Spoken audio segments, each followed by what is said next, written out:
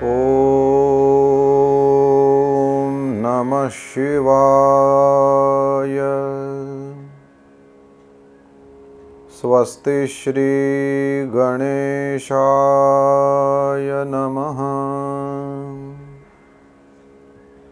श्री सरस्वत्यै नमः। श्री गुरुभ्यो नमः।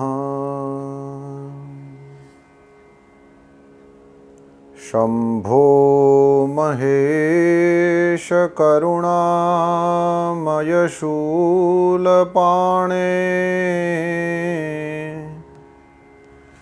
गौरीपते पशुपते पशुपाशनाशिन्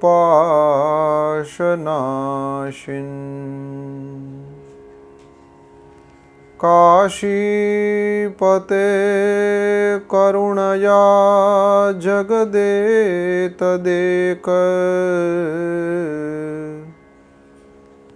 त्वं हंसि पासि विदधासि महेश्वरोऽसि।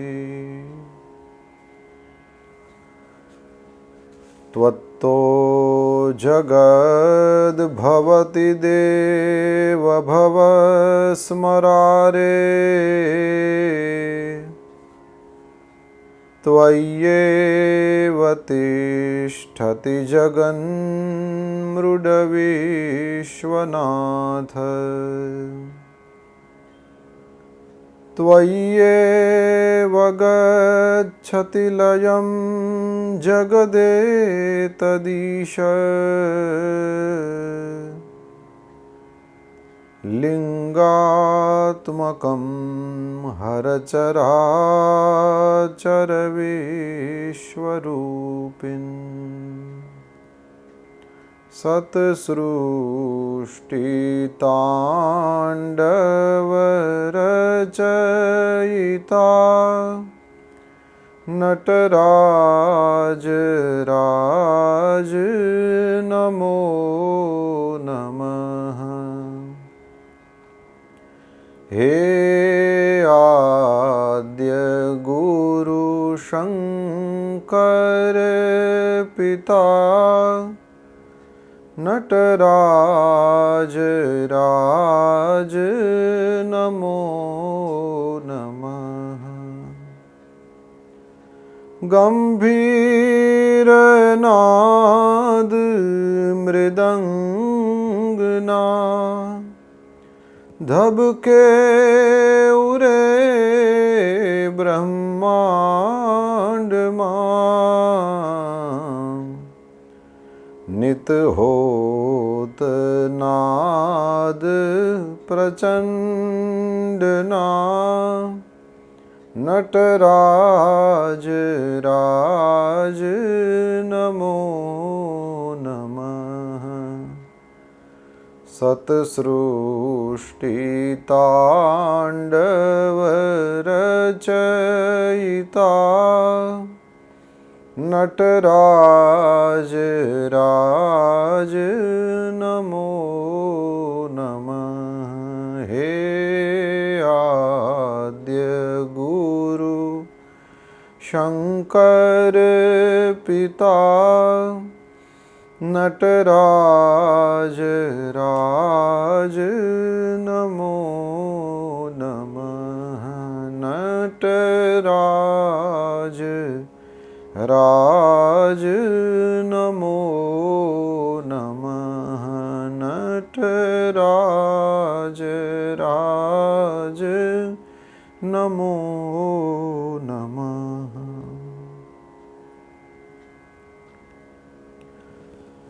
आप सभी को सस्नेह सप्रेम जय श्री कृष्णा, जय सिया राम और सभी को शिव स्मरण कराता हुआ हम हमारे श्रावण के दिनों में इन पवित्र शिव चरित्रों के द्वारा अपने कर्ण कुहरों को पवित्र कर रहे हैं और अपने समय को सार्थक कर रहे हैं। आप सबका स्वागत करता हूं इस शिव महापुराण कथा में।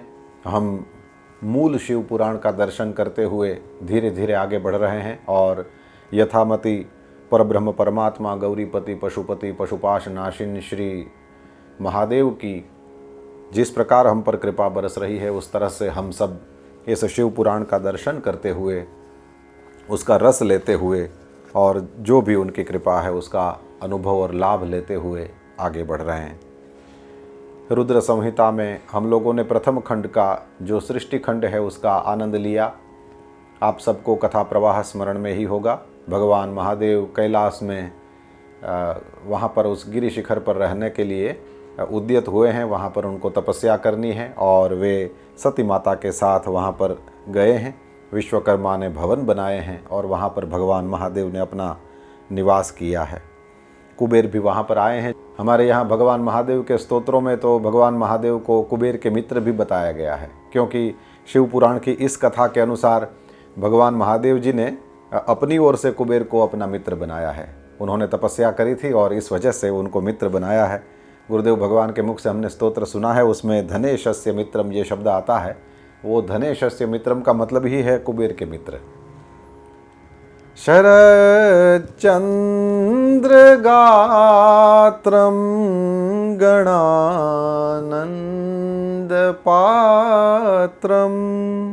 त्रिनेत्रं पवित्रं धनेशस्य मित्रम् अपर्णाकलत्रं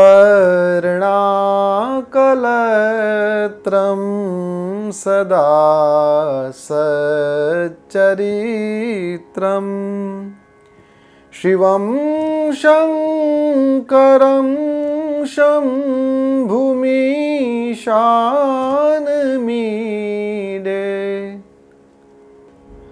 तो ऐसे धनेश के मित्र, कुबेर जी के मित्र शंकर भगवान जब कैलाश के इस रमणीय गिरि शिखर पर विराजमान हुए हैं, वहाँ रहने के लिए आए हैं, तो कुबेर जी भी वहाँ पर आए हैं और उसके बाद में कैलाश पर आगमन किए हुए भगवान महादेव वहाँ पर बड़े ही आनंद के साथ सती माता के साथ रहने लगे। ये कथा प्रसंग हमको सुनाया गया। अब रुद्र संहिता के द्वितीय खंड में, जिसका नाम सती खंड है, इसमें श्री नारद जी ने श्री ब्रह्मा जी के साथ संवाद करते हुए और आगे की बात पूछी कि हे महाप्रभो, हे विधातः, आपके दिव्य मुखारविंद से मंगलकारिणी शंभु कथा को सुनते हुए मुझे तृप्ति नहीं होती। ये बहुत सही है।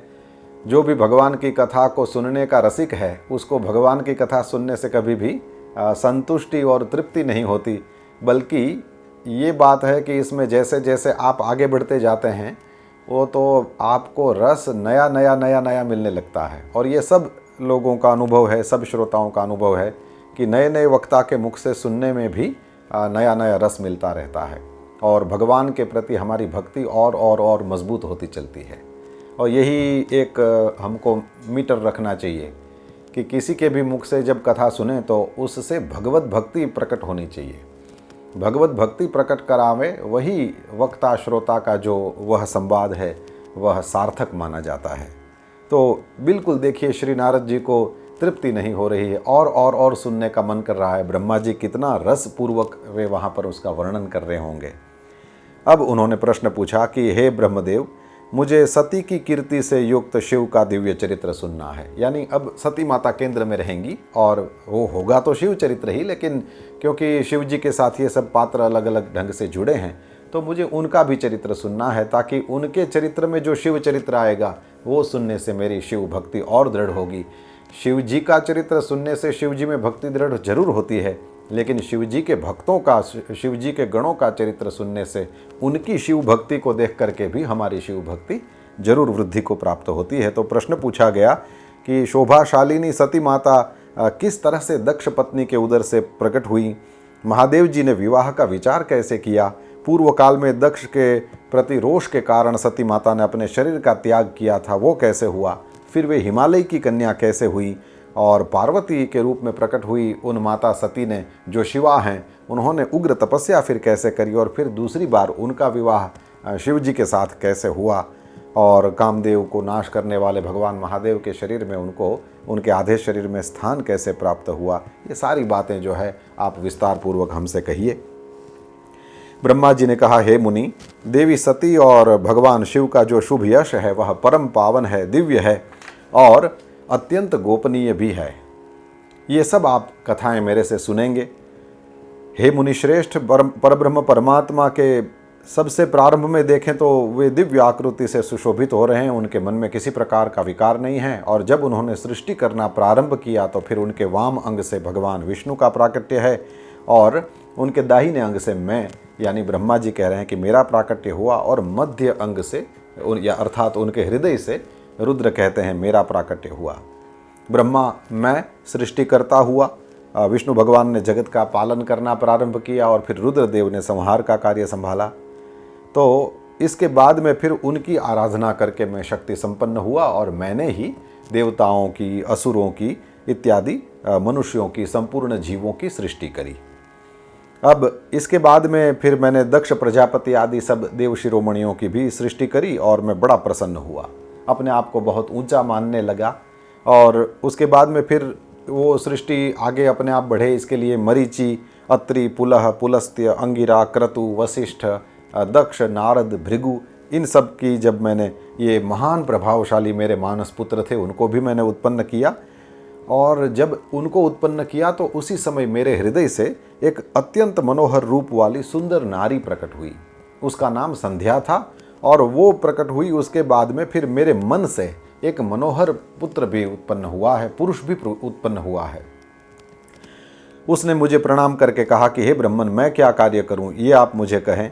तो फिर मैंने कहा कि हे भद्र, तुम फूलों से बने हुए 5 बाणों से स्त्रियों और पुरुषों सबको मोहित करो और इस तरह से तुम इस त्रिभुवन में अपना जो सनातन सृष्टि का कार्य है उसको चलाओ, क्योंकि सृष्टि अब अपने आप भी आगे बढ़नी चाहिए। तो आप समझ गए होंगे, वे जो मन से उत्पन्न हुए इसलिए उनको मनोज कहते हैं, यही कामदेव हैं।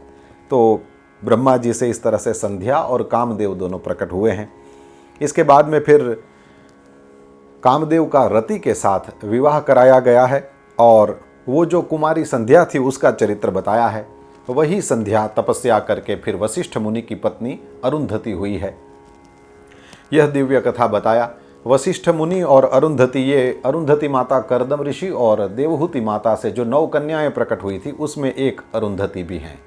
यहाँ पर जो कथा बताया गया है तदनुसार अरुंधति हुई, उससे पहले वाले जन्म में उसने संध्या के रूप में तपस्या करी है, मेधातिथि के यज्ञ में जाकर के अपने शरीर की आत्माहुति दिया है और इसके बाद में वे अरुंधति के रूप में प्रकट हुई हैं और वो अरुंधति का वशिष्ठ मुनि के साथ विवाह हुआ है। ये सुनकर के श्री नारद जी ने अब ब्रह्मा जी से कहा कि अब भगवान महादेव का वह परम पवित्र चरित्र जो है उसका आप वर्णन करिए जो उत्तम हो, मंगलदायक हो। तो उस समय श्री ब्रह्मा जी ने कहा कि हे विप्रवर नारद, सुनिए, पूर्व काल में जब मैं एक बार मोह में पड़ गया था और उस समय भगवान शंकर ने मेरा उपहास किया था तो मुझे बड़ा क्षोभ हुआ था और उस समय मैं फिर भगवान शिव की ईर्ष्या करने लगा और फिर मैं वहाँ गया जहाँ पर दक्ष राज और ये सब उपस्थित थे। वहाँ रति के साथ वो कामदेव भी वहीं पर थे और मैंने प्रसन्नता के साथ दक्ष और दूसरे पुत्रों को संबोधित करके वार्तालाप का प्रारंभ किया। उस समय मैंने कहा कि हे पुत्रों, तुम सब लोगों को ऐसा प्रयत्न करना चाहिए जिससे महादेव जी किसी कमनीय कांति वाली स्त्री का पाणी ग्रहण करें, महादेव जी का विवाह हो। और उसके बाद में फिर भगवान महादेव को मोहित करने का भार जो है वो मैंने कामदेव को सौंपा और कामदेव ने भी मेरा वो उस आदेश को सुना और मेरे आदेश को मान करके उसने कहा कि ठीक है, स्त्री ही मेरा शस्त्र है, इसलिए भगवान महादेव को मोहित करने के लिए ऐसा करिए कि आप किसी नारी की सृष्टि करिए।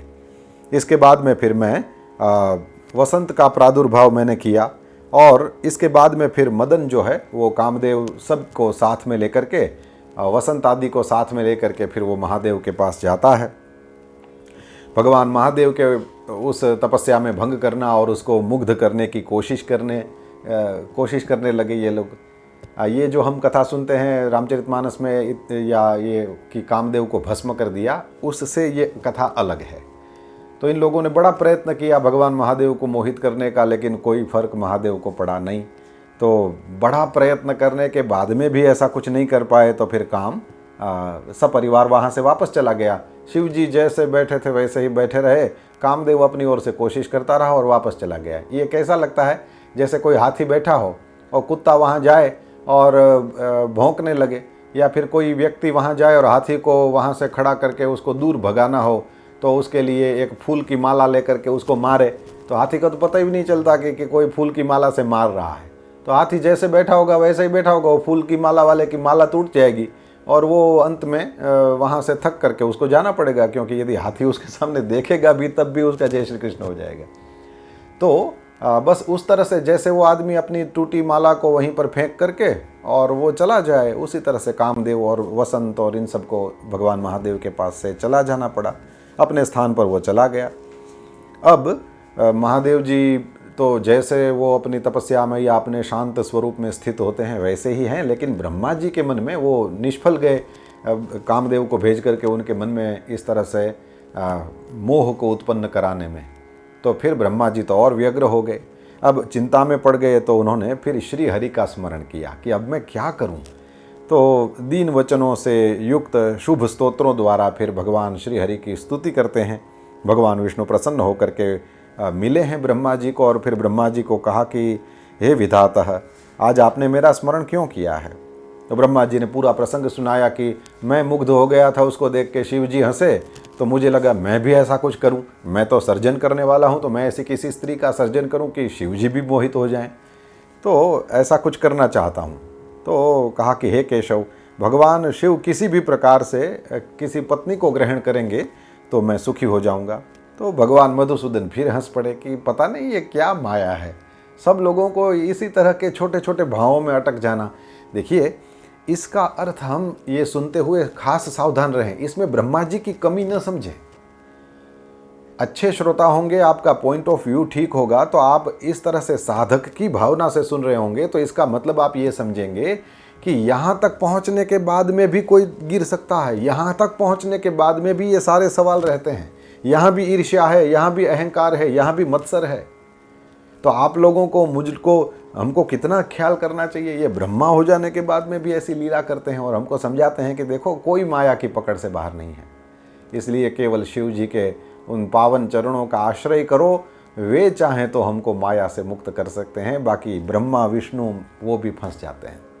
तो ब्रह्मा जी कह रहे हैं कि यदि उनका विवाह हो जाए तो मैं सुखी हो जाऊंगा। हाँ, इतना ख्याल करना चाहिए कि ये लोग देवता लोग हैं, ये विश्व विधाता लोग हैं, ये पूरे ब्रह्मांड का संचालन करने वाले हैं, ये महादेव लोग हैं। ये जब कुछ करते हैं तो उसमें विश्व का कल्याण ही कल्याण होता है, इसको न भूलें। एक पेड़ा है आपके हाथ में या कोई बर्फी का टुकड़ा है आपके हाथ में, अब यहाँ से खाएंगे तो भी मीठा लगेगा, यहाँ से खाएंगे तो भी मीठा लगेगा, यहाँ से खाएंगे तो भी मीठा लगेगा, यहाँ से खाएंगे तो भी मीठा लगेगा। क्यों? बोले वो पूरा का पूरा मीठा ही है। इस तरह ये अमृत के समुद्र हैं, ये कुछ भी करते हैं तो अमृतमय ही करते हैं, समझे ना आप। इसमें ऐसा है कि यहाँ कहीं भी अकल्याण होता ही नहीं है। ये जो भी लीला करते हैं हम सब लोगों का परम भाग्य होता है, इस वजह से ये सारी लीलाएं करते हैं। और हम सब और भी बड़े भाग्यशाली हैं कि भगवान वेदव्यास ने उन सारी लीलाओं को लिख लिया है, और हम गीता प्रेस जैसे प्रेस के, इसमें काम कर रहे सभी विद्वानों के, और इसमें सब जिन जिन लोगों ने अपना धन लगाया हो उन सब के हम बहुत आभारी हैं कि ये युगों पुरानी बातें, जिस वजह से हमारा भारत और हमारा सनातन धर्म इस महान अवस्था को प्राप्त है, ये सब हम तक पहुंचा है। ये बहुत बड़ी बात है, लेकिन ये हम तक पहुंचाने वालों का भी कोई कम उपकार नहीं है। इसलिए हम श्री गुरुभ्यो नमः बोल करके कथा का प्रारंभ करते हैं कि आप सब लोगों ने बड़ी कृपा करी और आपने ये पहुंचाया, और हमको ये भी आनंद है कि वक्ता श्रोता के रूप में हम सब लोग भी भगवान परम महादेव का, उस शिव का चरित्र जो है वो आप सब लोगों तक पहुंचा रहे हैं। उसमें कड़ी बनने में किसी भी प्रकार से हम सेवा कर रहे हैं तो हम भी इसमें हैं, इसका परम आनंद और गौरव होना चाहिए। ये शिवानुग्रह नहीं है तो और क्या है। हमें आपने बुलाया, ये कर्म नहीं तो क्या है, मेरा मर्तबा बढ़ाया, कर्म नहीं तो क्या है। ये कर्म ही तो है, ये कृपा ही तो है। तो भगवान महादेव और ये विष्णु जी और ब्रह्मा जी और इन लोगों की इन लीलाओं को देख करके साधक के रूप में हम सब लोगों को ये समझना है कि वहाँ तक पहुँचने के बाद में भी ये ईर्ष्या, अहंकार, मत्सर आदि पकड़ते हैं। तो साधक के रूप में आप सुन रहे हो तो सुनते सुनते ओम नमः शिवाय का जप जरूर करना। और ये सुनते सुनते इतने समय के लिए आपके कुछ जप हो जाएंगे। श्रावण चल रहा है, आपको आनंद आएगा। हम लोग इस वजह से भी बड़े भाग्यशाली हैं कि ये श्रावण शुक्ल जो है वो हर जगह श्रावण है। नहीं तो उत्तर प्रदेश आदि सब, राजस्थान, मध्य प्रदेश और सब एरिया में वहाँ पर तो श्रावण आषाढ़ कृष्ण जब मानते हैं। गुजरात, महाराष्ट्र में तभी से शुरू हो जाता है, यानी गुरु पूर्णिमा के दूसरे दिन वहाँ श्रावण शुरू हो जाता है। और हम रक्षाबंधन करेंगे उसके बाद भी गुजरात में, महाराष्ट्र में और गुजराती महाराष्ट्रियन लोग जहाँ रहते हैं वो श्रावण मानते हैं। लेकिन फिर और प्रदेशों में फिर वहाँ श्रावण नहीं मानते। लेकिन ये जो 15 दिन हैं, श्रावण शुक्ल प्रतिपदा से श्रावण पूर्णिमा तक, रक्षाबंधन के दिन तक, ये जो दिन है ये हर जगह श्रावण है। तो इन दिनों में तो हम श्रावण बोलें तो हर जगह श्रावण ही सुना जाए। तो श्रावण में सब श्रवण कर रहे हैं, बहुत अच्छी बात है। साथ साथ ओम नमः शिवाय का जप भी करना चाहिए। वैसे कहाँ समय मिलता है 1 घंटा बैठ करके जप करने का, लेकिन आप कथा सुन ही रहे हो। और आप मैं ये भी छूट दे ही दूँ साथ साथ कि वैसे तो मंत्र का जप आसन लेकर के और माला लेकर के ही करना बहुत अच्छा, लेकिन उपांशु जप करें, केवल आप अपने आप को सुन लें, उस तरह से करें। शिव स्मरण करें, शिव नाम का स्मरण करना हो तो आप चलते फिरते, घूमते घामते, कहीं आप किसी व्हीकल में हैं, कहीं भी हैं, आप प्रेम से शिव नाम स्मरण कर सकते हैं। तो कथा भी सुने, शिव नाम स्मरण भी करें। तो इन लोगों की बड़ी कृपा है।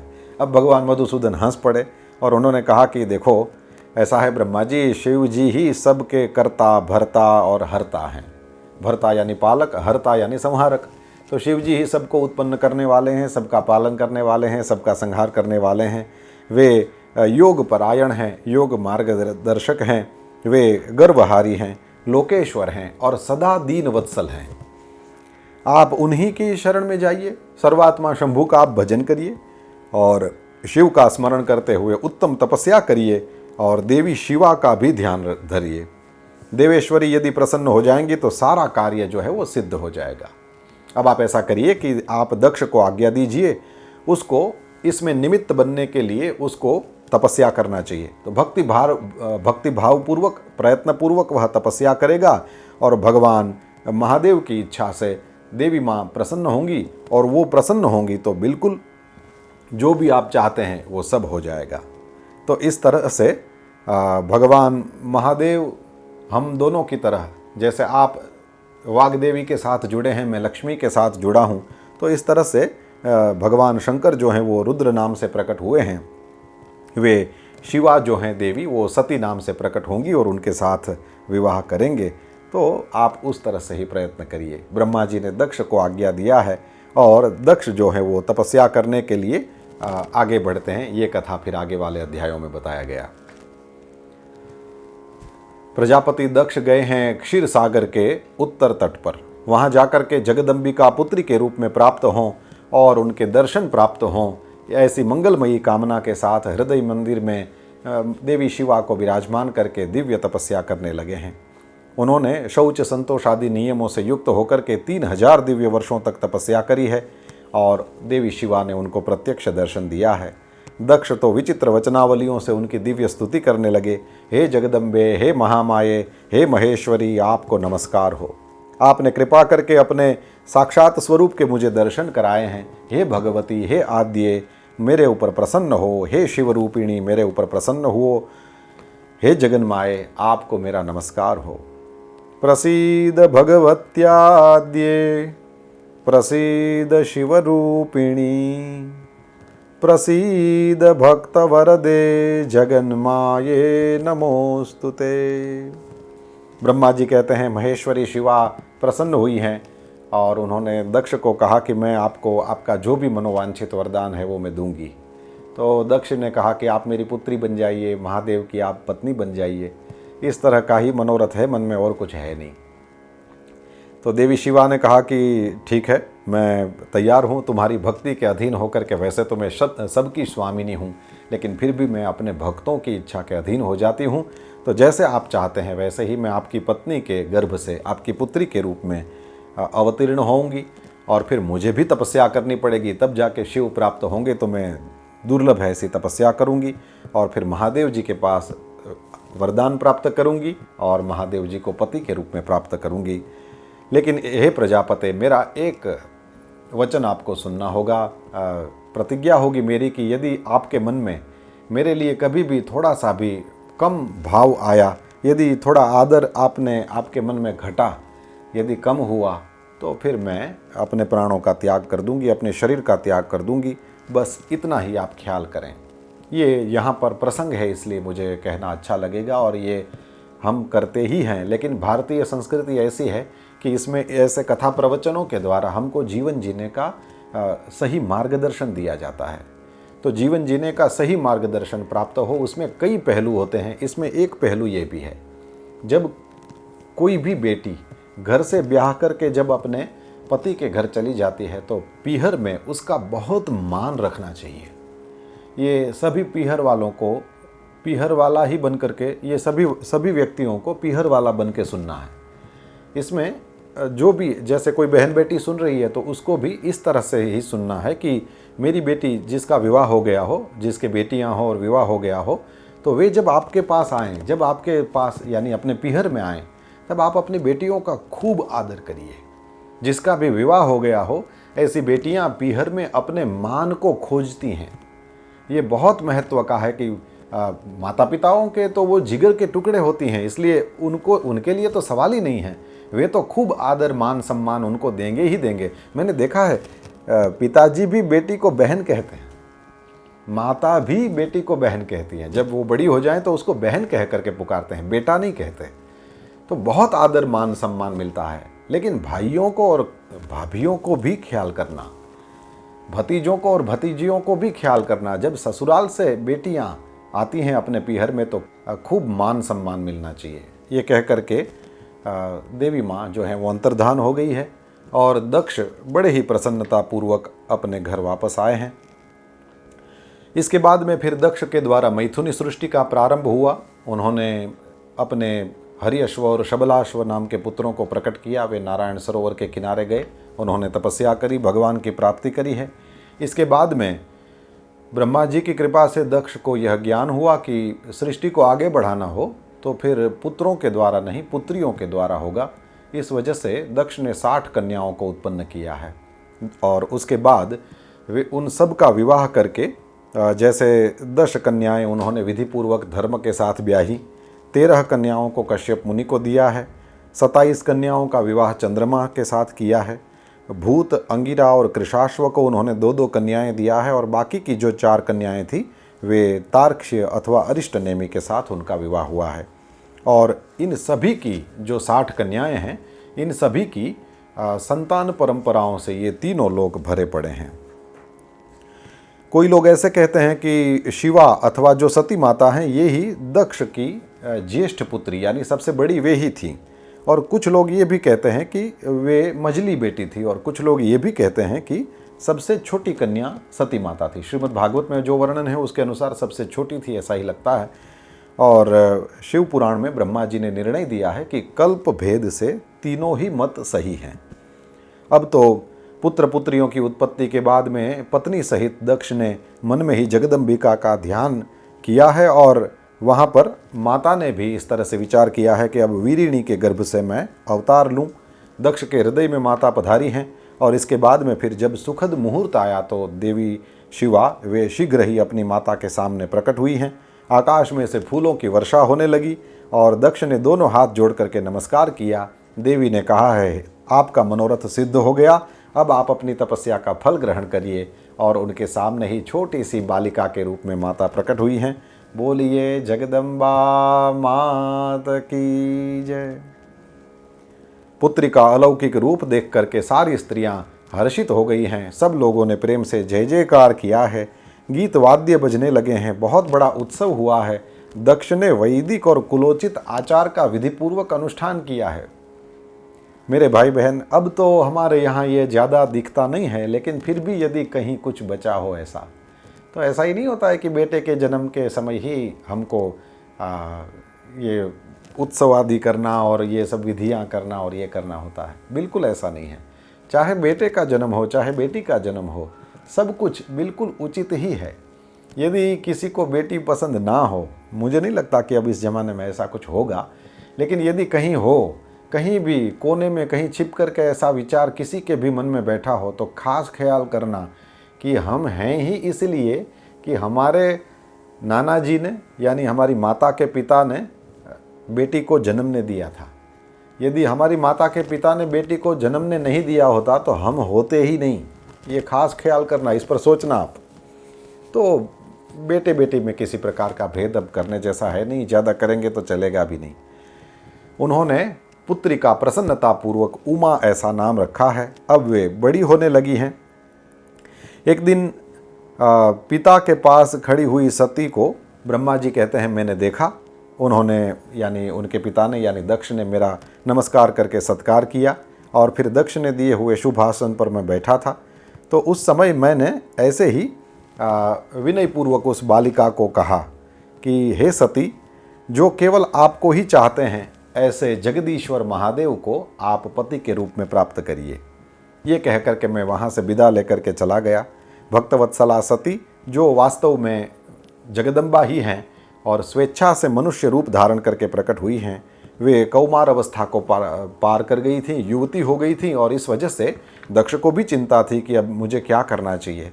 तो विशाल बुद्धि वाली देवी सती ने सामने से ही दक्ष की चिंता को मिटाते हुए ये कहा कि हे माता, हे पिता, आप दोनों मुझे आज्ञा दें, मैं शिव के निमित्त तपस्या करना चाहती हूँ। दोनों माता पिता ने खूब प्रेम पूर्वक आज्ञा दिया है और इस वजह से अब उन्होंने पति के रूप में भगवान महादेव को प्राप्त करने के लिए दिव्य व्रतों का आरंभ किया है। उनकी आराधना का प्रारंभ हुआ है।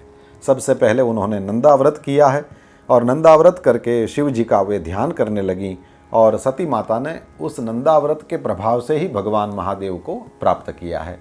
नंदाव्रत का थोड़ा वर्णन है शिव पुराण में आपके पास। अब तो जैसे मैंने कहा शिव पुराण आपने खरीदने का मन बना ही लिया होगा, आप अपने घर में शिव पुराण की पोथी भी रखेंगे ही, तो आप उसका दर्शन कर लीजिएगा। आपको ये शिव पुराण के इस रुद्र संहिता में प्राप्त होगा। तो भगवान महादेव प्रसन्न हुए हैं।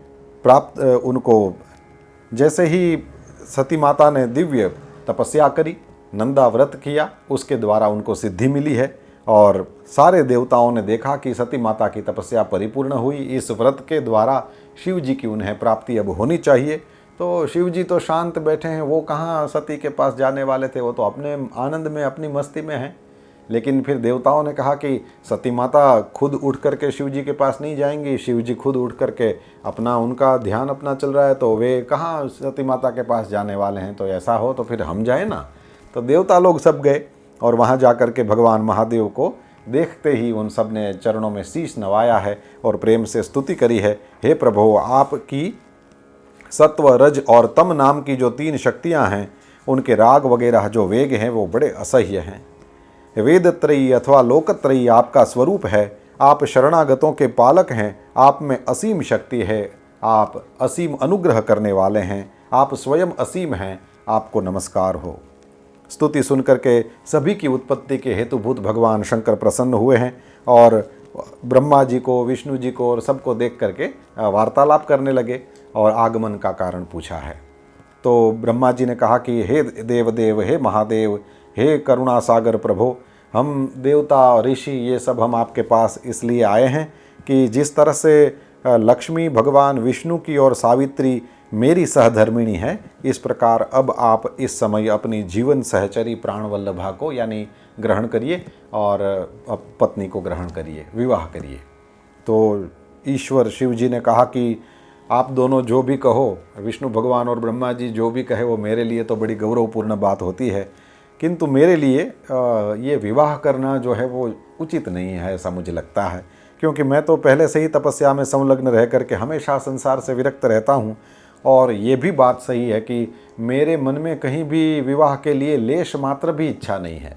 लेकिन फिर आप दोनों कहते हैं तो फिर मेरे लिए ऐसा है कि जगत के हित के लिए आप दोनों जो भी कहते हो वो कहते होगे।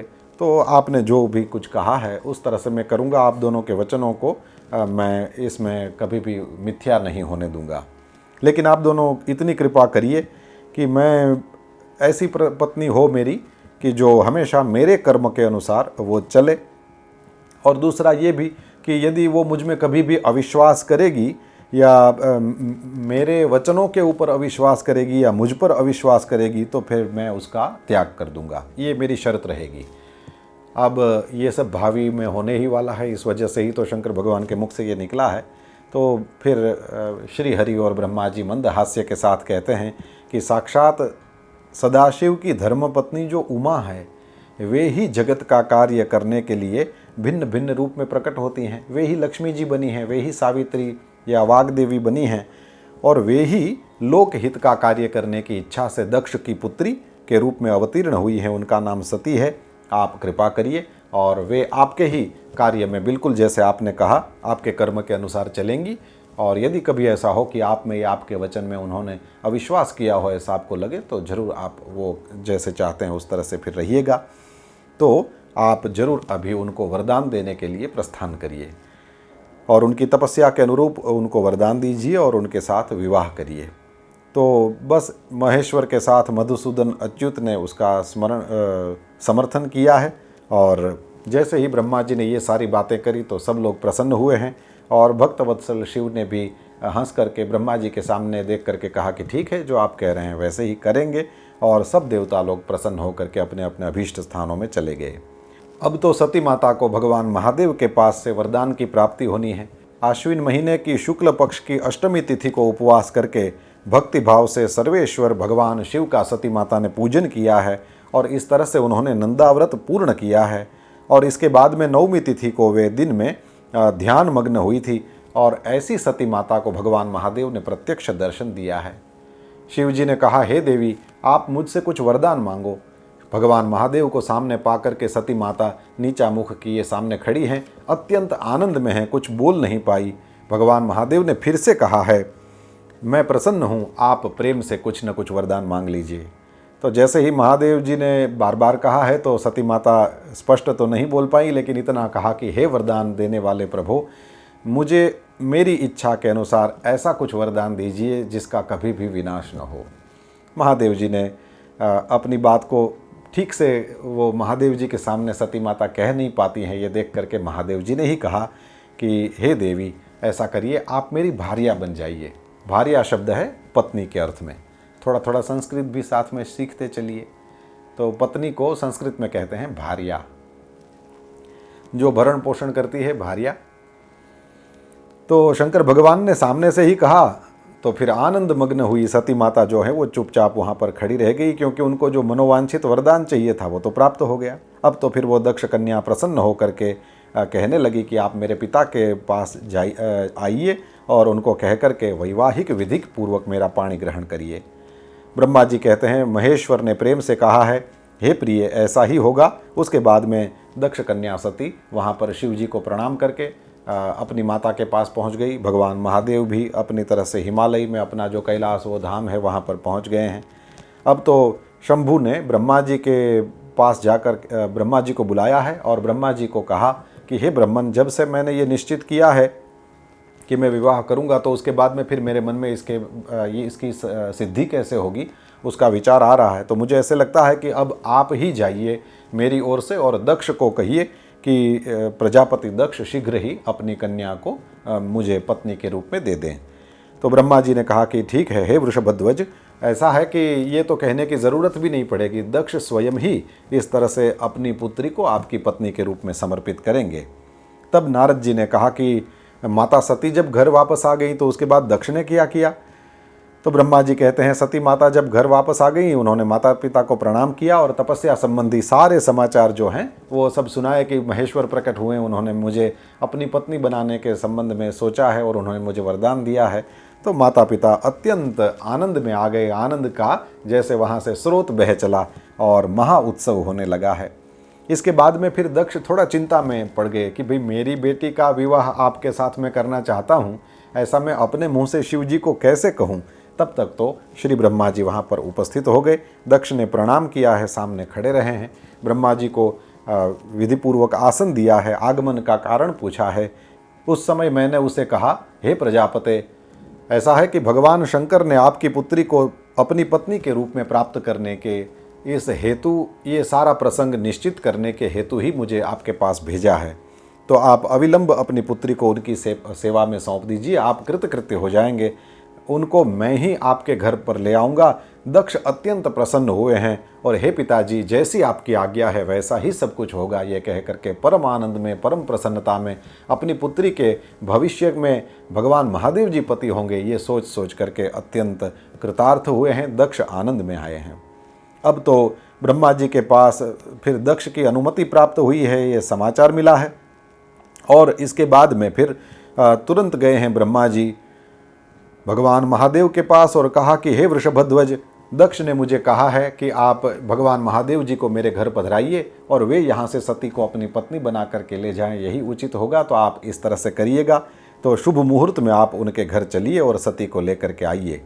और इसके बाद में फिर कहा कि जरूर हे ब्रह्मा जी, जैसे दक्ष ने कहा है उस तरह से मैं चलूँगा, मेरे साथ मेरे सारे गण आएंगे और मेरे मानस पुत्र मरीचि आदि जो हैं वो उन सबको भी बुला लेंगे, श्री नारद जी को भी बुला लेंगे और आप भी साथ होंगे, विष्णु जी भी साथ होंगे और हम सब मिल करके वहाँ पर जाएंगे।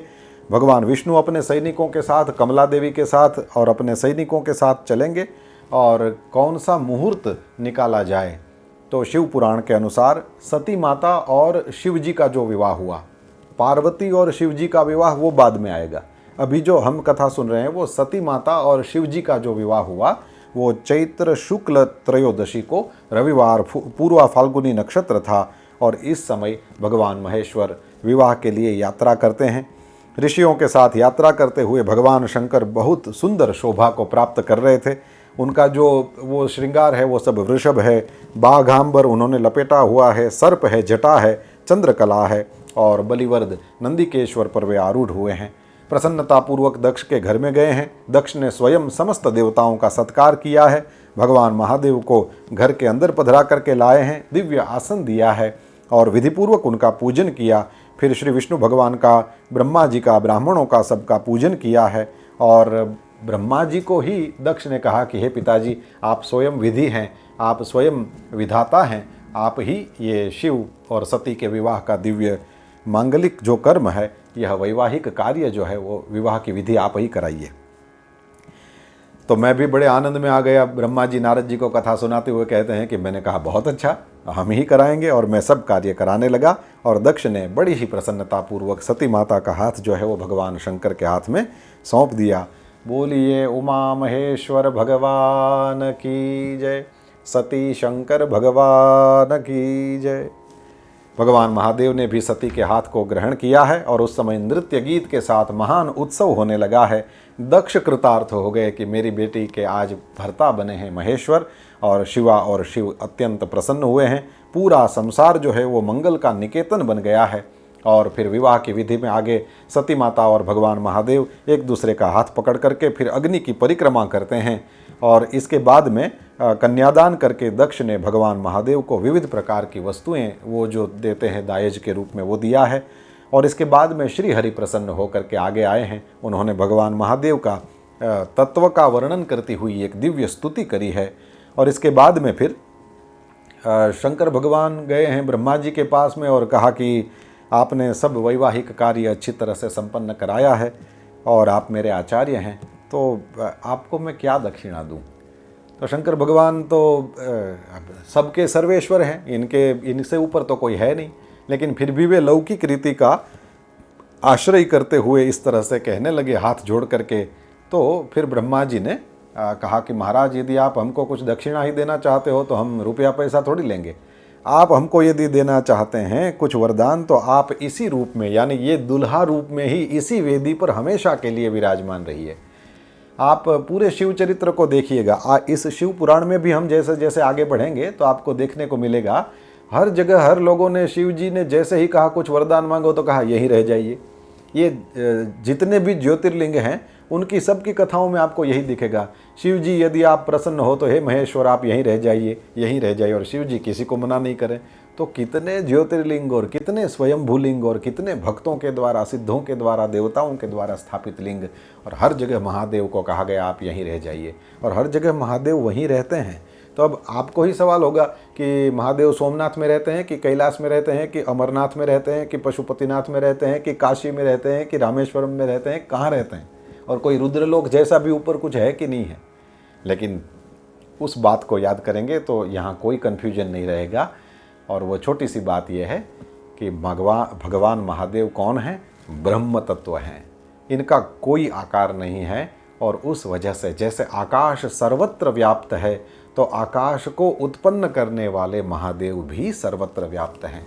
आप जहाँ बैठे हो वहाँ पर भी महेश्वर हैं। वे सब जगह हैं, इसलिए आप जहाँ हो वहाँ पर भी है। और वे हमेशा हैं, इसलिए अभी भी हैं, अभी भी हैं। तो इस तरह से है। अब तो चैत्र शुक्ल त्रयोदशी के दिन पूर्वा फाल्गुनी नक्षत्र में रविवार के दिन इस भूतल में जो भी मनुष्य भक्ति भाव से दुल्हा के रूप में कल्पना करके आपका दर्शन करेंगे, तो उनका लिखा है कि उनके समस्त पाप तत्काल नष्ट हो जाएं, उनके विपुल पुण्य की वृद्धि हो, उनके समस्त रोगों का नाश हो जाए। जो लोग दर्शन करें, ब्रह्मा जी ने अपने लिए तो कुछ मांगा ही नहीं, बस यही दैवत है। मैंने कहा था ना, बर्फी के टुकड़े को कहीं से भी खाओ, मीठा ही मीठा है। ये अमृत के समुद्र हैं, ये कुछ भी लीला करते हैं तो आखिर में जा करके, अब याद करिए ये कथा कहाँ से शुरू हुई थी? ब्रह्मा जी मोह में पड़े, शिव जी हंसे और ब्रह्मा जी को लगा कि मैं भी इनको कहीं विवाह करा दूं, ये वो। लेकिन अब जहाँ हम पहुँचे हैं, इसमें कहीं भी लगता है कि यहाँ कहीं ईर्ष्या, मोह, मद मत्सर कुछ भी नहीं है। क्यों? बोले इसलिए नहीं है कि ये लोग इस तरह की लीला मात्र करते हैं, इनके मन में ऐसा कुछ भी नहीं होता है। तो हम लोगों को समझाने के लिए कहीं से बात तो शुरू करनी पड़े, कहीं से बात को उठाना तो पड़े। और हम आखिर में जो ये पुराणों का जो मूल भाव है वो यही है कि हम सब शिव तत्व के नज़दीक पहुंच जाएं। और कहा कि उनके समस्त रोगों का विनाश हो जाए। जो नारी दुर्भगा हो, वंध्या हो, वो भी केवल दर्शन मात्र से अवश्य ही निर्दोष हो जाए। भगवान शिव प्रसन्न हैं, तो उन्होंने कहा अवश्य ऐसा ही होगा। तो ऐसा कह करके पत्नी सहित भगवान शिव ने अपनी अंश रूपिणी मूर्ति को प्रकट किया है और उस वेदी के मध्य भाग में विराजमान हो गए हैं। इसके बाद में फिर परमेश्वर शंकर दक्ष के पास से विदा लेकर के अपनी पत्नी सती के साथ में वृषभ की पीठ पर बैठे हैं और स्वयं भी उस पर आरूढ़ होकर के प्रभु हिमालय की ओर चले हैं और वहाँ पर कैलाश धाम में पहुँच गए हैं। सब लोगों का उन्होंने सम्मान किया और उसके बाद में सब शिव जी को प्रणाम करके अपने अपने धाम को चले गए। तो सुत जी कहते हैं कि हे मुनियों, पूर्व काल में भगवान शंकर और सती का जिस प्रकार विवाह हुआ था, ये मैंने आपके सामने कह सुनाया। जो भी व्यक्ति शांत चित्त से इस कथा को सुनते हैं, उनका समग्र कर्म या वैवाहिक आयोजन ये किसी भी प्रकार की विघ्न बाधा के बिना शांति से परिपूर्ण होता है। यही भवानी शंकरौ वंदे श्रद्धा विश्वास रूपिणौ याभ्याम विना न पश्यन्ति सिद्धा स्वांतस्थमीश्वरम। यही भवानी शंकर का, सती शंकर का जो विवाह हुआ उसकी कथा है।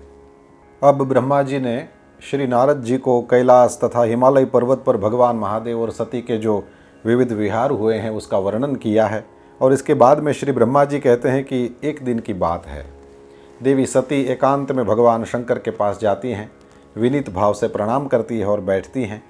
और फिर कहा कि हे नाथ, मैंने बहुत वर्षों तक आपके साथ विहार किया है, लेकिन अब मेरा मन जो है वह उससे संतुष्ट हो गया है और अब मैं आपके पास से परम तत्व का ज्ञान प्राप्त करना चाहती हूँ। आप मेरे ऊपर कृपा करिए।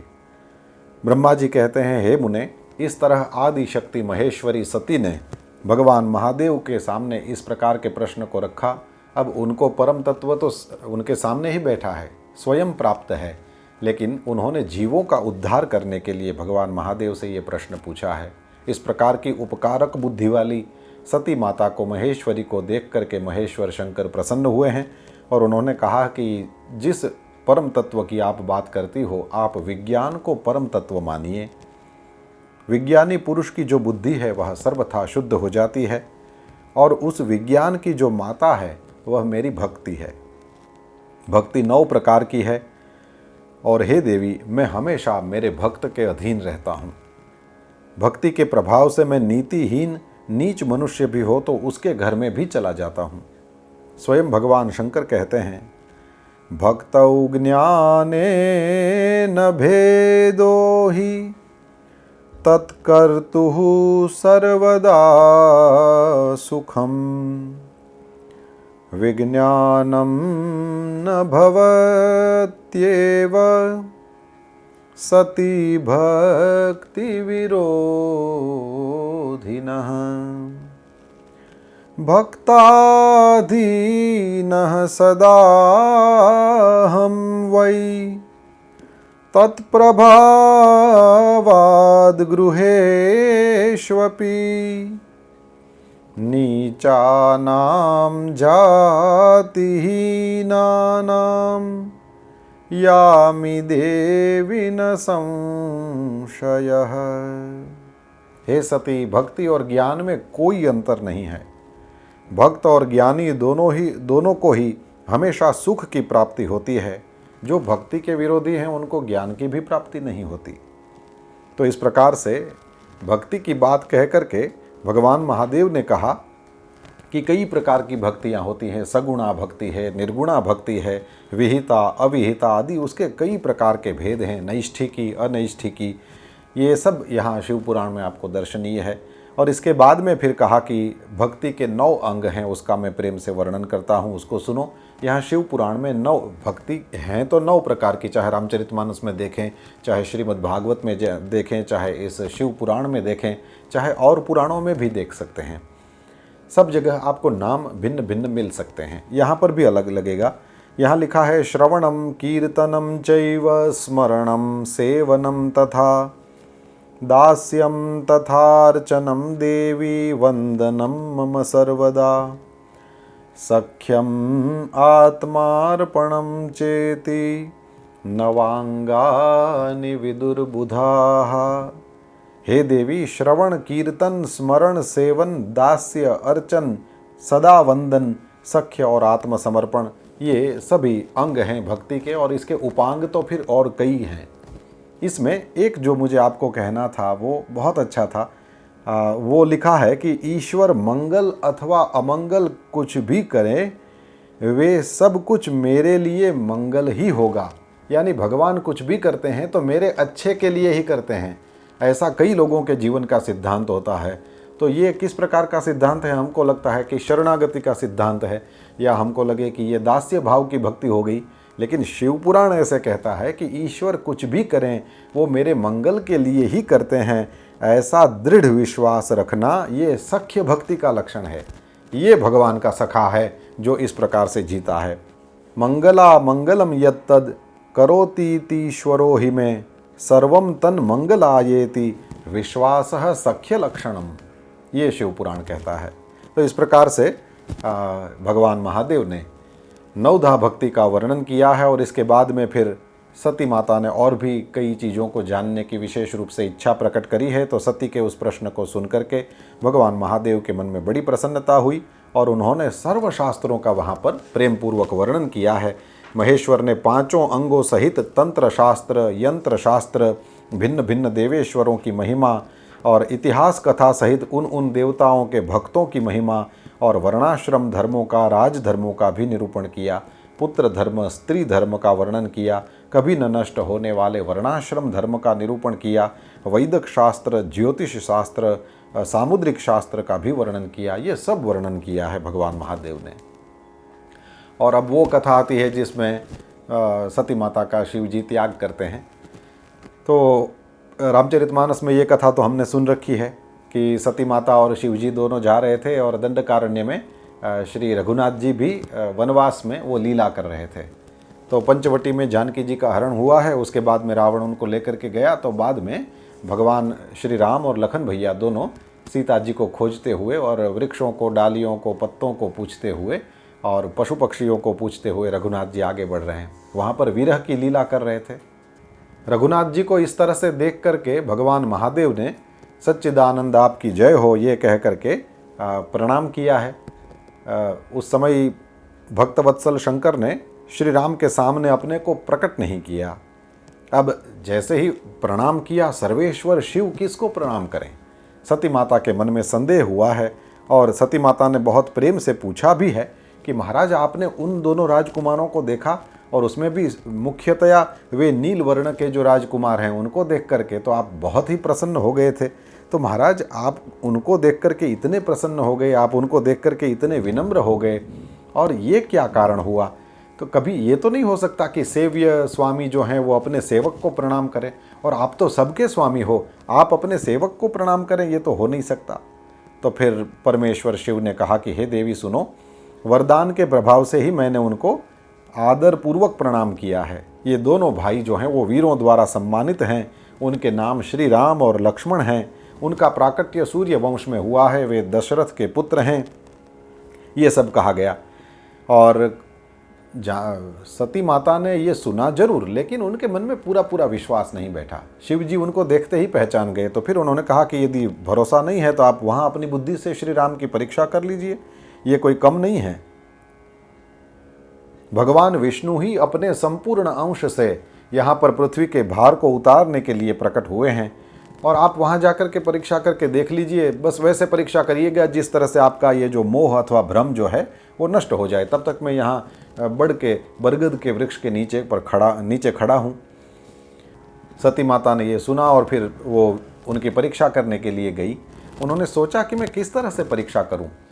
यदि ये विष्णु भगवान है तो ऐसा करती हूँ मैं कि सीता का ही रूप लेकर के चलती हूँ। वे सीता को ही खोज रहे हैं।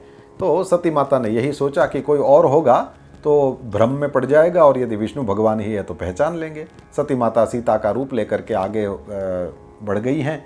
और वहाँ पर राम जी ने जैसे ही उनको देखा तो हंसते हुए नमस्कार करके कहा कि हे सती माता, भगवान शंभू कहाँ गए हैं और आप बिना पति के अकेले ही इस वन में क्यों कैसे आ गई हैं, और आपने ये अपना जो मूल रूप है उसको छोड़ करके ये नूतन रूप क्यों धारण किया है, ये बताएं। तो सती माता एकदम आश्चर्यचकित हो गई और शिव जी के चरणारविंदों का चिंतन करती हुई वे अपने मूल रूप में आई हैं और कहा कि हे रघुनंदन, ऐसा है कि स्वतंत्र परमेश्वर शिव वे मेरे और अन्य पार्षदों के साथ पृथ्वी पर भ्रमण करते हुए इस वन में आ गए थे। सीता की खोज में लगे हुए लक्ष्मण सहित आपको उन्होंने देखा, और जानकी जी के लिए आपके मन में जो क्लेश दुख बहुत ज़्यादा है, आप विरह शोक से पीड़ित हैं, ऐसी अवस्था में आपको देख करके भी परम प्रसन्न होकर के उन्होंने आपको प्रणाम किया और उस बरगद के वृक्ष के नीचे वे चले गए हैं। और वो आपके सामने नहीं आए, अभी भी वहीं पर खड़े हैं। और वे भगवान शिव बहुत आनंद के साथ आपके वैष्णव रूप के उत्कृष्ट महिमा का गान कर रहे थे। वैसे उन्होंने आपको चतुर्भुज विष्णु के रूप में नहीं देखा, लेकिन फिर भी दर्शन करते ही वे बहुत आनंद विभोर हो गए और उनको बड़ा आनंद हुआ। तो फिर मैंने पूछा कि महाराज जी ये कैसे, और उन्होंने जो मुझे कहा मेरे मन में थोड़ा भ्रम उत्पन्न हो गया। तो हे राघवेंद्र, मैंने उनकी आज्ञा लिया और मैंने आपकी परीक्षा करी है, लेकिन अब मैंने मान लिया कि आप साक्षात विष्णु हैं और ये आपकी जो समग्र प्रभुता है उसको मैंने अपनी आंखों देखा है। अब आप मुझे ये बताइए कि आप शिव जी के भी वंदनीय कैसे हो गए? शिव जी तो सर्वेश्वर हैं, वे क्यों आपको प्रणाम करने लगे? तो आप, मेरे मन में यही संदेह है, उसका आप निवारण करिए। और सती का वचन सुनकर के रघुनाथ जी के नेत्र जो है वो भी प्रफुल्ल कमल की तरह खिल गए और उन्होंने मन में ही अपने प्रभु भगवान शिव का स्मरण किया है। उनके हृदय में भी प्रेम की बाढ़ आ गई है, लेकिन हे मुने, आज्ञा न होने के कारण वे सती के साथ भगवान शिव के निकट नहीं गए और मन में ही उनका महिमा का वर्णन किया है उन्होंने। और श्री राम ने कहा कि ऐसा है देवी, ये रामायण में आप कथा नहीं सुनते हैं, इसलिए शिव पुराण की ये कथा होने की वजह से इसी कथा को मैं थोड़ा ढंग से आपके सामने रखूं।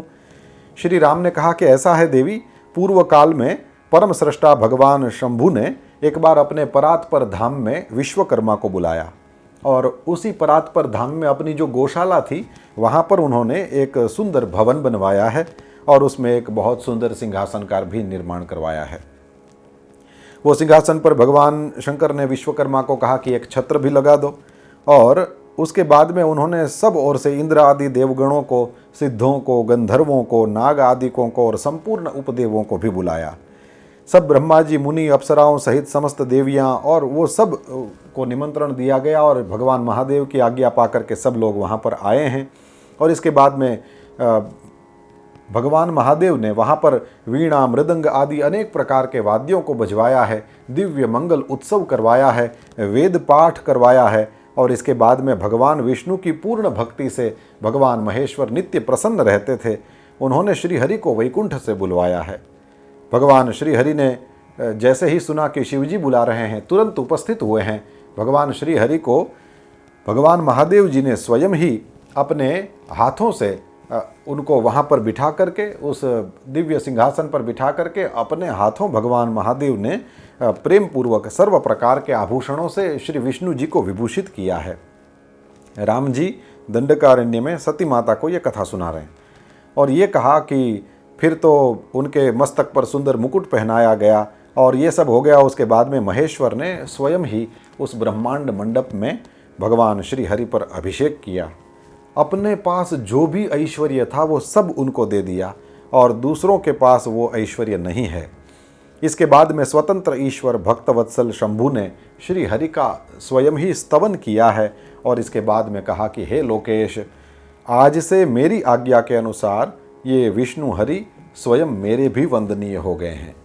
वेद भी मेरी आज्ञा से मेरी ही तरह इन श्री हरि का भी वर्णन करेंगे। श्री रामचंद्र जी कहते हैं, हे देवी, भगवान विष्णु की शिव भक्ति को देख करके प्रसन्न चित्त हुए वरदायक भक्तवत्सल रुद्रदेव ने यह बात कही और स्वयं ही श्री गरुड़ ध्वज विष्णु भगवान को प्रणाम किया। महेश्वर ने कहा, आप मेरी दी हुई तीनों प्रकार की शक्तियों को ग्रहण करिए। एक तो इच्छा आदि की सिद्धि, दूसरी विविध प्रकार की लीलाओं को प्रकट करने की सिद्धि और तीसरी तीनों लोकों में नित्य स्वतंत्रता। हे विष्णु, आप इन सिद्धियों का स्वीकार करें, मैं आपके भक्तों को उत्तम मोक्ष दूंगा। आप इस माया को भी ग्रहण करिए। आप यहीं पर रह करके विशेष रूप से संपूर्ण जगत का पालन करिए।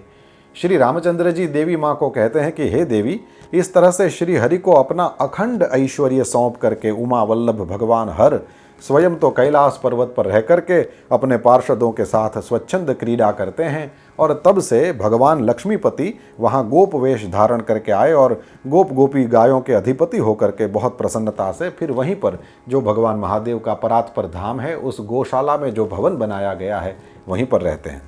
इस समय वे ही भगवान श्री हरि भगवान शंकर की आज्ञा से 4 भाइयों के रूप में अवतीर्ण हुए हैं।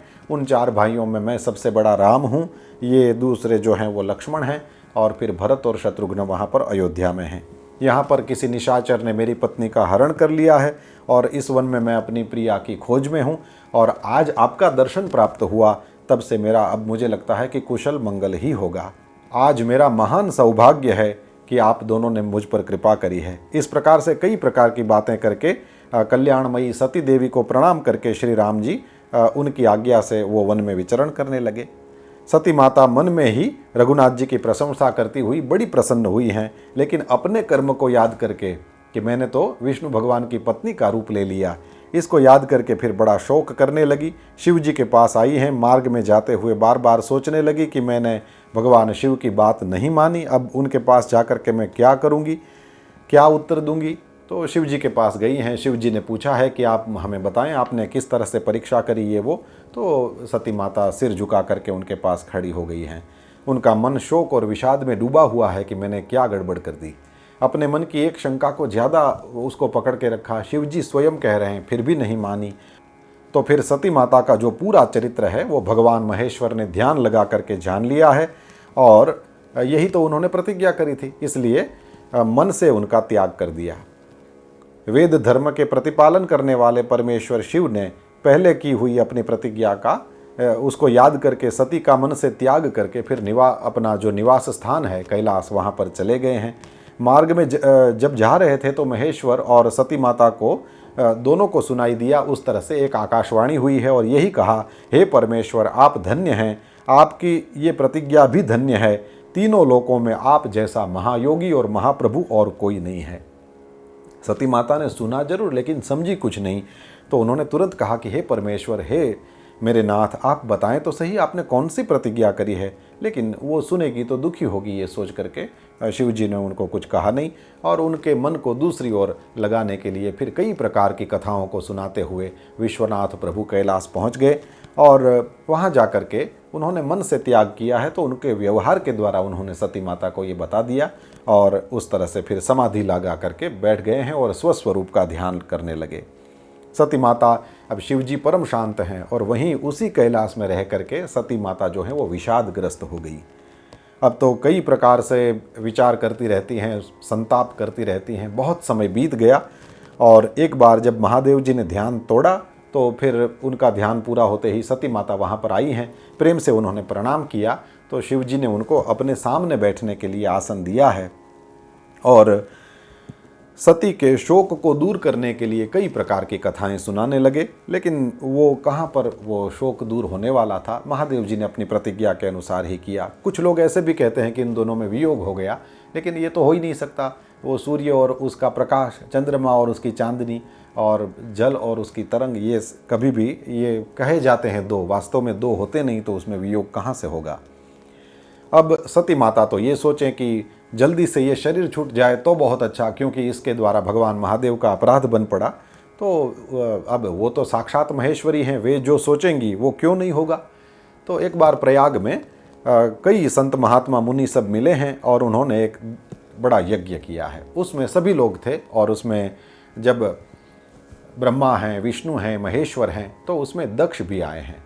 जब दक्ष आए तो सब लोगों ने बड़े प्रेम से उठ करके उनको प्रणाम करके स्वागत किया है, क्योंकि उस समय वे त्रिलोकी के नायक थे, प्रजापतियों के अधिनायक थे। तो सब लोग इस तरह से खड़े होकर के आदर दे रहे थे। लेकिन जो सबके स्वामी हैं, उत्कृष्ट लीला विहारी हैं, स्वतंत्र परमेश्वर हैं, उन महेश्वर ने उस समय दक्ष को न खड़े होकर के मस्तक झुका करके प्रणाम किया इत्यादि कुछ नहीं किया। तो दक्ष प्रजापति उनके स्वरूप को अपने मन में न जान करके वो बड़ा तिरस्कार करने लगा, भगवान महादेव को शाप देने लगा। और उस समय फिर नंदी ये सुन करके सह नहीं पाए और उन्होंने ब्राह्मण कुल को शाप प्रदान किया है। और ये सब अंदर अंदर सब झगड़ा होने लगा। तो भगवान महादेव ने ये सुना, महान हाहाकार होने लगा। तो फिर सदाशिव ने कहा कि हे नंदिन, ये क्या किया आपने? वास्तव में तो मुझे किसी का भी शाप किसी प्रकार का स्पर्श कर ही नहीं सकता, इसलिए आपको उत्तेजित होना अच्छा नहीं था।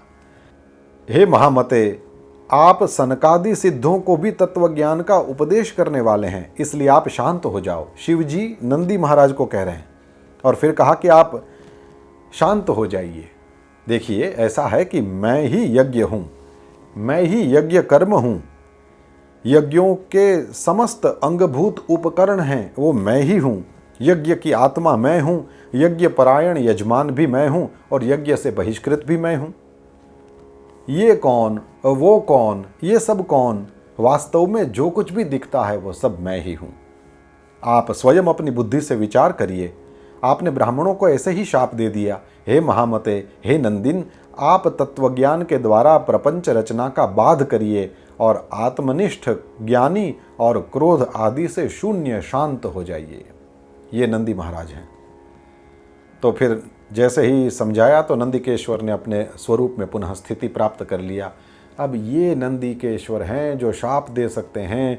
शिव जी इनको ये कहते हैं कि सनकादिकों को भी आप उपदेश देने वाले हैं, इसलिए जब भी शिवालय में जाएं तो सबसे पहले नंदी महाराज के ही दर्शन होते हैं। समझिएगा, वो नंदी कोई बैल नहीं है। ये कौन स्वरूप है, ये हमको ऐसी ऐसी कथाओं से पता चलता है। शांत हो गए हैं और इसके बाद में सब लोग अपने अपने स्थान को चले गए। और शिव जी को तो क्या फ़र्क पड़ता है, अपनी मस्ती में है, अपनी शांति में है। वो सती माता को जा करके तेरे बाप ने मुझे ये कहा, तेरे बाप ने ये कहा, ये सब नहीं करते थे। ये भी सीखने जैसा है, ये भी एक हैशटैग है, सीखो, ये सीखने जैसी बात है। तो भगवान महादेव तो अपने में हैं, लेकिन दक्ष थोड़ी शांत था। वो तो सांसारिक बुद्धि वाला था और उसमें भेद बुद्धि थी, और वो फिर विशेष करके शिव जी का भगत भी नहीं था, इसलिए उनके स्वरूप का उसको कोई ज्ञान नहीं था। अब तो दक्ष के द्वारा महान यज्ञ का आयोजन हुआ है। ब्रह्मा विष्णु देवताओं को सबको बुलाया है, सबका सत्कार किया, यज्ञ का आरंभ करने का प्रारंभ किया। लेकिन वहाँ पर दधीची नाम के जो मुनि हैं, उन्होंने कहा सब लोगों को कि यदि भगवान महादेव इस यज्ञ में सम्मिलित नहीं होते हैं तो ये अच्छा नहीं है। सब लोगों को प्रयत्नपूर्वक बुलाना चाहिए उनको। दक्ष ने कहा कि महाराज, यहाँ पर सभी बड़े बड़े देवता आ गए हैं, सभी बड़े बड़े आपके जैसे ऋषि मुनि आ गए हैं, यदि वो नहीं आता है तो क्या फ़र्क पड़ता है। जैसे मन में आया भगवान महादेव के लिए बोलने लगा है। तो दधीची ने कहा कि ये गलत है, यदि ऐसा होगा तो फिर मैं यहाँ नहीं रहूँगा। दधीची उस यज्ञ से निकल गए।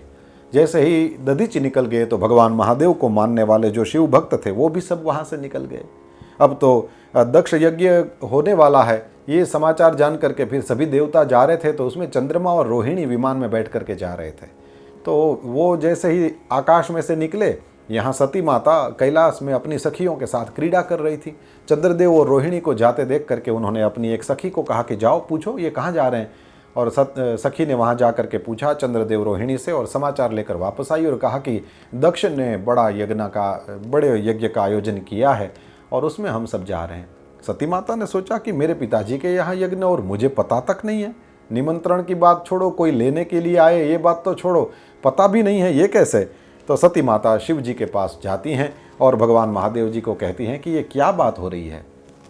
तब भगवान महादेव ने स्पष्ट जो भी था वो कहा है पहली बार, और वो पहले इसलिए नहीं कहा कि एक और उनके पिता हैं और एक और जो हैं वो उनके पति हैं, तो यदि पिता और पति में कोई झगड़ा होगा तो फिर जो बीच में परेशान होगी वो कौन होगी, ये महिला ही ना।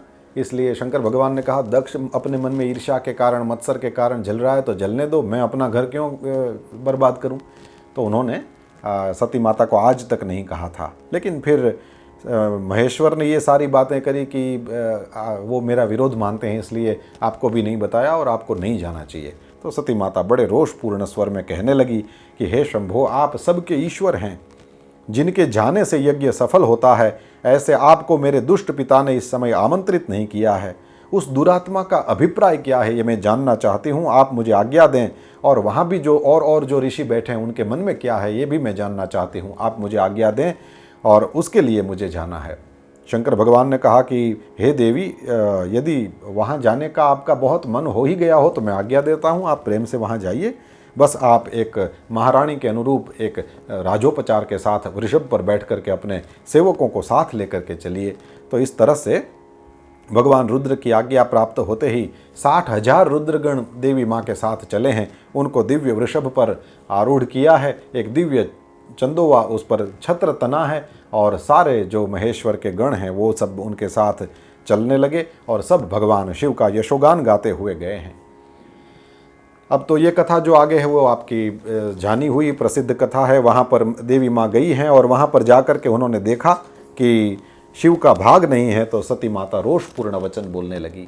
श्रीमद् भागवत का कोई यहाँ पर ये जो सुन रहे हैं उसमें से कोई स्वाध्यायी हो तो उसको यहाँ दक्ष के यज्ञ में रुद्र का भाग न देख करके सती माता ने जो वचन कहे हैं उसको जरूर ठीक से स्वाध्याय करना चाहिए। आपको उसमें से बहुत कुछ जानने को मिलेगा।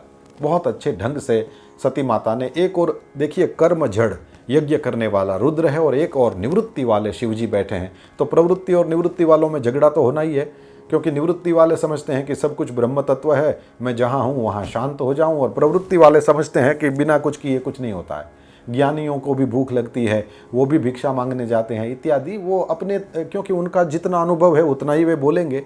तो एक और प्रवृत्ति वाले और एक और निवृत्ति वाले, ये दोनों। तो प्रवृत्ति वालों को निवृत्ति वालों की महिमा समझाने के लिए प्रवृत्ति वाले की ही बेटी सती ये और ये निवृत्ति वाले शिव की पत्नी सती जो हैं, ये दोनों के बीच में कड़ी हैं। और ये जो कहती हैं बड़े महत्व का और बड़ा प्रामाणिक है। तो अधिकार पूर्वक सती माता जो बोलती हैं वो देखने जैसा है, श्रीमद् भागवत में देखने जैसा है, उसको जरूर सुनना चाहिए। यहाँ पर तो सती माता रोषपूर्ण वचन बोली है और फिर दक्ष के द्वारा वो शिव निंदा का श्रवण और देवताओं को बड़ा धिक्कार और वो सब कथाएं बताया है। और सती माता ने कहा कि ऐसे की बेटी बन करके मुझे रहना नहीं है। अब मैं यदि वहाँ जाऊँ और दाक्षायणी यानी हे दक्ष की बेटी ये कह करके शिव जी मुझे यदि पुकारेंगे तो मुझे बिल्कुल भी अच्छा नहीं लगेगा। तो उन्होंने वहाँ पर योगाग्नि से अपने शरीर को भस्म कर दिया है। दर्शक वहाँ जितने भी थे उन सब ने हाहाकार किया है। शिव पार्षदों ने प्राण त्याग किया है और दक्ष पर आक्रमण किया है। और भृगु ऋषि ने अग्नि में आहुतियाँ डाल करके ऋभु नाम के देवताओं को प्रकट किया है। ऋभु नाम के देवताओं ने प्रकट होकर के यज्ञ की रक्षा किया है। और जैसे ही सब रुद्रगण और नारद जी दोनों से सुना शिव जी ने कि सती माता ने अपने प्राण का त्याग कर दिया है, अत्यंत क्रुद्ध हुए हैं, कैलाश के गिरि शिखर पर खड़े हो गए हैं, अपने जटाओं के जंगल को खोल दिया है, तांडव नृत्य करने लगे हैं और अपने जटा के जंगल को बाएं से दाएं और दाएं से बाएं करते हुए अपनी एक जटा को पकड़ करके जैसे ही भगवान महादेव ने पत्थर पर दे मारा है, वीरभद्र और काली दोनों प्रकट हुए हैं। उनको कहा कि आप दोनों मेरे सैनिक हो और आप वहाँ जाकर के दक्ष जो धर्म के नाम पर अधर्म कर रहा है, यज्ञ के नाम पर मेरा अपमान करने की चेष्टा कर रहा है, और वो और वहाँ जो भी सब वहाँ पर खड़े हैं, जो भी उस यज्ञ में भाग लेने के लिए आए हैं, उन सबको यथोचित दंड दो। प्रमथ गणों सहित वीरभद्र और महाकाली वो दोनों ही दक्ष यज्ञ का विध्वंस करने के लिए प्रस्थान करते हैं। दक्ष और देवताओं को अपशकुन होते हैं और वो वहाँ जा कर के जैसे ही वीरभद्र आदि वहाँ पर आते हैं, यहाँ पर दक्ष ने विष्णु भगवान को प्रार्थना करी है कि आप मेरे यज्ञ की रक्षा करिए। यहाँ विष्णु और वीरभद्र आदि का युद्ध हुआ है, इसमें विष्णु भगवान हारे हैं और उसमें दधीचि मुनि का जो शाप था उसका कारण और उसकी पूर्व कथाओं को बताया है। और इसके बाद में फिर वहाँ पर उस अनुष्ठान जो चल रहा था, यज्ञ जो चल रहा था, शिव जी के अपमान का जो यज्ञ चल रहा था, उसमें वीरभद्र आदि ने दक्ष को भी उसके मस्तक को काट करके भी इसमें यज्ञ में डाल दिया है, ये कथा बताया है। अब तो देवताओं ने और ब्रह्मा जी ने, सब लोगों ने विष्णु लोक में जाकर के अपना दुख निवेदन किया कि वहाँ पर चल रहा था यज्ञ, मंगलमय प्रवृत्ति चल रही थी, लेकिन सती माता का भस्म होना और शिव जी के द्वारा प्रेरित ऐसे वीरभद्र और काली के द्वारा उस पूरे यज्ञ का भंग कराना, और ये सब हुआ है। इसके बाद में विष्णु भगवान ने कहा कि भगवान महादेव की क्षमा मांगना चाहिए। ये नियम है कि जिनकी गलती उन्हीं से क्षमा मांगना चाहिए। विष्णु भगवान ने कहा सब लोग मिलकर के चलो और भगवान महादेव की हम सब क्षमा मांगे। तो वहाँ पर गए हैं कैलाश पर और भगवान महादेव को मिलते हैं। देवताओं ने बड़े प्रेम से भगवान महादेव की स्तुति करी है। भगवान शिव ने सभी देवताओं वगैरह के जो अंग भंग हो गए थे उन सबको ठीक किया है और दक्ष को जीवित होने का वरदान भी दिया है। श्री हरि के साथ देखिए कोई मन में रोष नहीं, कुछ नहीं। ऐसा कहते हैं कि जो महान लोग होते हैं उनका क्रोध पानी में कोई लकीर खींचे वैसा होता है। तो शिव जी के मन में बस वो लकीर जैसा उस समय वो था, लेकिन फिर जब वो बीत गई तो बात गई। शंकर भगवान ने उस रोष को त्याग किया है या फिर उनके मन में अब कहीं भी है नहीं, तो वे श्री हरि वगैरह के साथ में यज्ञ मंडप में भी पधारे हैं। और उसके बाद में फिर भगवान महादेव ने उस दक्ष को जीवित किया है और दक्ष और विष्णु वगैरह के द्वारा भगवान महादेव की दिव्य स्तुति हुई है।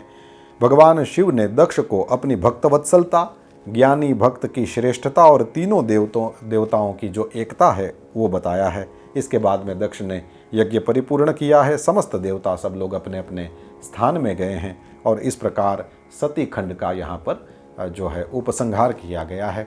आज की कथा थोड़ी लंबी चली, लेकिन हम सब ने थोड़ा बहुत जो भी आनंद हम ले सके उसका शिव कृपा से आनंद लिया। आज इतना ही। हम 2 मिनट के लिए शिव नाम लें और फिर आज की कथा को विराम दें। ओम नमः शिवाय, ओम नमः शिवाय, हर हर भोले नमः शिवाय, ओम नमः शिवाय, ओम नमः शिवाय, हर हर भोले नमः शिवाय, नमः शिवाय, ओम नमः शिवाय, हर हर भोले नमः शिवाय, नमः शिवाय, ओम नमः शिवाय, हर हर भोले नमः शिवाय, ओम नमः शिवाय, ओम नमः शिवाय, हर हर भोले नमः शिवाय, ओम नमः शिवाय, ओम नमः शिवाय, हर हर भोले नमः शिवाय, शिव हर हर भोले नमः शिवाय, शिव हर हर भोले नमः शिवाय, शिव हर हर भोले नमः शिवाय। श्री चंद्रमौलीश्वर महादेव की जय। श्री सद्गुरुदेव भगवान की जय। ओम नमः पार्वती पतये, हर हर महादेव।